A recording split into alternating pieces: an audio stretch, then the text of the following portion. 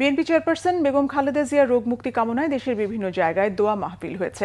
টাঙ্গাইল সদর উপজেলার ঘারিন্দা ইউনিয়নের উত্তর তারটিয়ার আল হেরা মাদ্রাসায় হাফেজ ছাত্রদের নিয়ে দোয়া মাহফিল হয়েছে। দুপুরের আয়োজন করেন বিএনপির কেন্দ্রীয় প্রচার সম্পাদক সুলতান সালাউদ্দিন টুকু।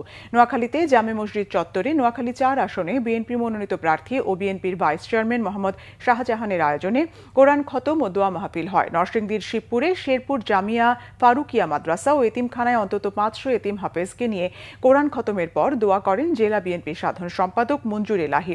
বেগম জিয়ার সুস্থতা কামনায় সিলেটের দক্ষিণ সুরমার কামাল বাজার এলাকার বিভিন্ন মসজিদে দোয়া মাহফিলের আয়োজন করেন সিলেট ৩ আসনের বিএনপি মনোনীত প্রার্থী এম এ মালিক। জয়পুরহাটের পূর্ব বাজারের একটি রেস্তোরাঁর হল রুমে বিএনপি নেতা আবু বকর সিদ্দিকের সভাপতিত্বে শহর বিএনপির উদ্যোগে বিশেষ দোয়ার আয়োজন করা হয়।